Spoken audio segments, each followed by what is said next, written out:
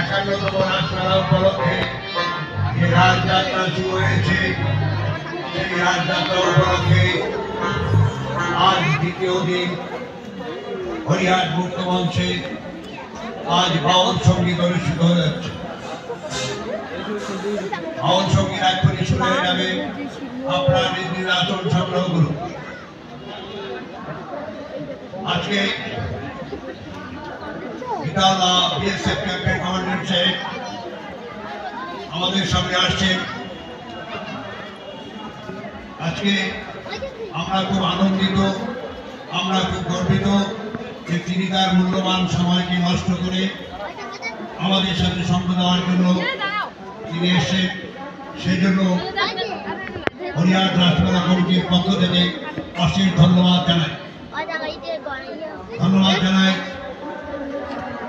দর্শক শ্রোতা সবাইকে।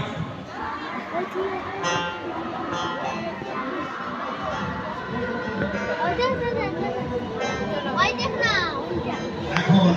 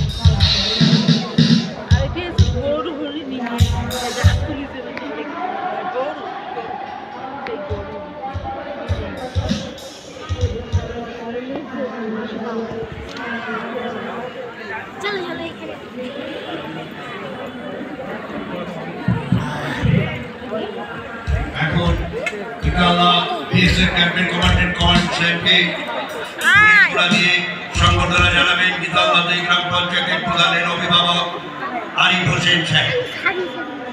সবাই করতালি দিয়ে সংবর্ধনা জানাবেন। সবাই করতালি দিয়ে সংবর্ধনা জানাবেন। সবাই করতালি দিয়ে সংবর্ধনা জানাবেন।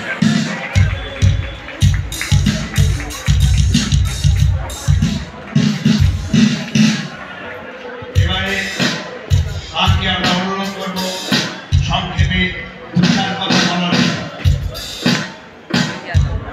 স্যারকে আমরা অনুরোধ করব সংক্ষেপে দুটার কথা বলার জন্য।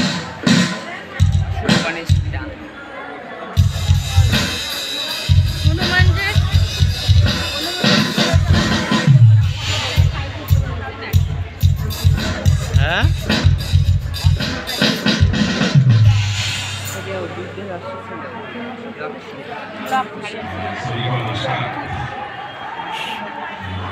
सादर मंच पर उपस्थित सभी सम्मानीय व्यक्तिगण, आयोजक और मेरे साथियों, आज इस अद्भुत रास मेला में उपस्थित होकर मुझे बहुत गर्व महसूस हो रहा है।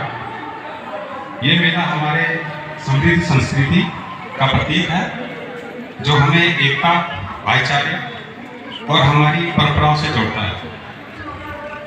आज आयोजन में हम अपनी कला, संगीत और नृत्य के माध्यम से अपनी संस्कृति को सम्मानित करते हैं।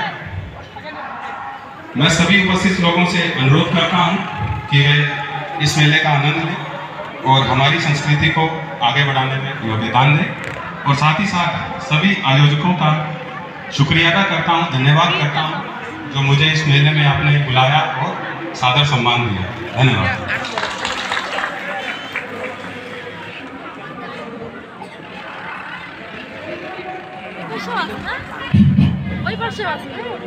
হরিহাট রাসমেলা 51তম